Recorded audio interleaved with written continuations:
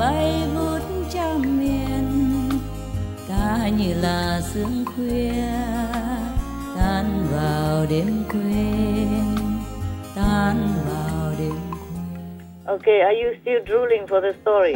Yes, Master. I keep you waiting. Okay, it comes now. The story is, of course, in Vietnamese, and I have to translate.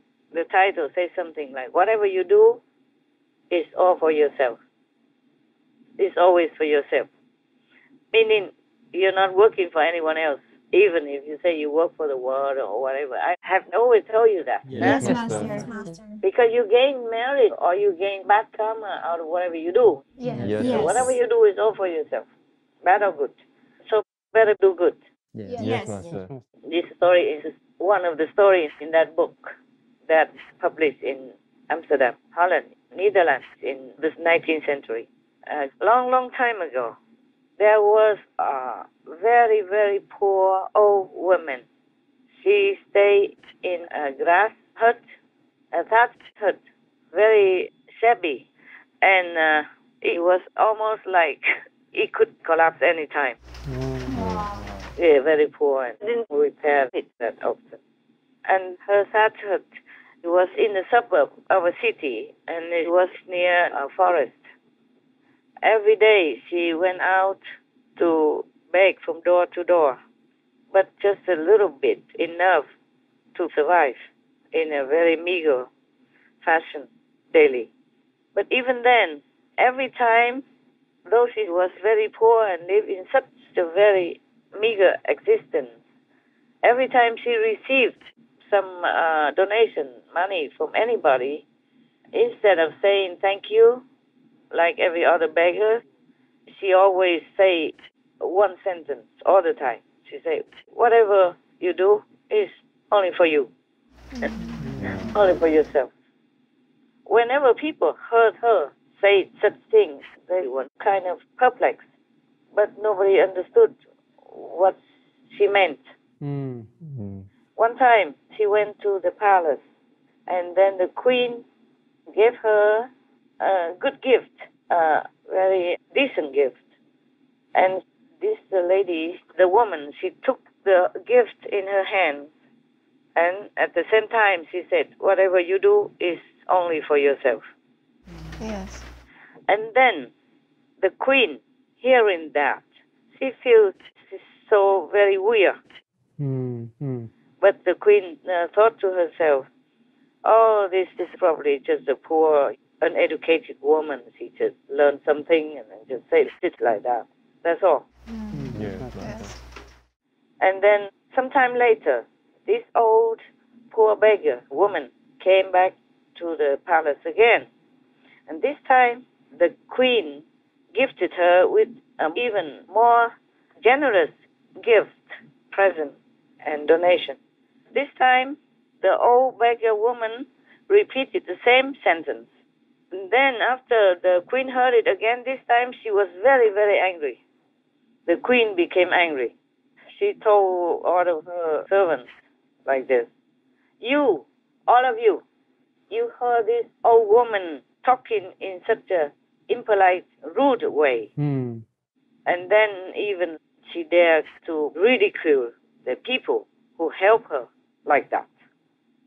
And in the heat of her anger, the queen called her baker, the chief of the bakers, to come to her. And she told him that he had to bake a cake that looked very beautiful and is very, very delicious. But inside the pastry, he has to mix saturated with poison. So the chief of the bakery in the palace made it because he obeyed the order of the queen. He did not know. And then he really did that. No one else knew. Only the queen and him. The next time, the old woman came to the palace begging again. The queen brought this cake out that looked so beautiful and looked delicious and gave it to this old beggar woman. Wow. And then the old woman repeated the same sentence. Whatever you do is all for you anyway. Right. So she took the cake and then happily went away from the palace. She went back to her little hut, but she did not eat immediately that cake because she thought it was too beautiful. She wanted to save it for a few days so that she could enjoy the look of it. And then thinking how delicious it will be when she finally eats it. Right. So she thought even just to look at it is already such a blessing, such a satisfaction, Yes. such a luck, such a happiness, Yes. because she never had such a thing before in all her life. Right. And the queen already specially ordered to make it exceptionally beautiful and look delicious. She wanted to make sure that the old beggar would not be able to resist. Yes, Master. But the old woman, because she never had such a thing, so she feels it's such a pity to eat it immediately, so she keeps it in a corner and keeps looking at it whenever she could. Right. Yes. So in that week, a few days within that week, the crown prince, the first son of the queen, went hunting with some of his servants. All day long, the prince went all over inside the thickets and the forest, focusing on his hunting and feel very, very enjoyable about the game. So he did not eat or drink anything because he was too concentrated on his hobby, hunting, hunting and running after animals, people, and all that. Because that's his the biggest hobby. He loved hunting. So on the way back to the palace, he feels now suddenly very, very, very exhausted. And then he was thinking, oh, why don't I just stop here and take a rest under the roof of this woman's hut? Because she lives next to the forest where he was hunting, you see, remember? Yes. Yeah. So he went to her door, her hut. Oh, when the old little woman, poor woman beggar, saw the prince come, oh, she was trembling with joy, with excitement. And then she very, very respectfully said to the prince, oh, how much honor, how lucky I am that a prince, such a precious guest, even steps into my humble hut like this. I will have to offer you the best I have. Okay, you will know what it is. Normally, I don't have anything more than just old bread and water. But luckily now, I just remember I have a beautiful cake. It's beautiful and looks delicious. I will offer it to you. Your Highness, would you like to eat one piece of this cake? And it's even specially made by your mother. Your very, very exceptionally kind mother that made it and give it to me. Would you like to have a piece? And then she brought the cake out and then give one piece to the prince. After he swallowed that piece, he screamed out, oh, I'm poisoned. I'm poisoned. And he died. He fell to the floor and died immediately. Oh, the older beggar was so terrified.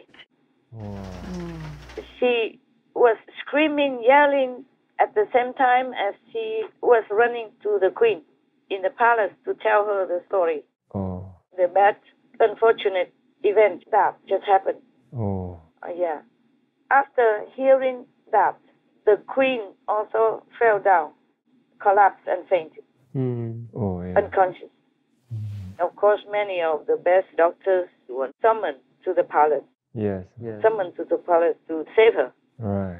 After she regained her consciousness, Master. the queen said to the old beggar woman, now I understand what you have always been saying. Like whatever you do, it's only for you, yourself. Now I understand why you always say that, and you are right. From that day on, the Queen treated her very, very respectfully and make sure that she lived a very comfortable life with everything she needed for the rest of her life. End of story.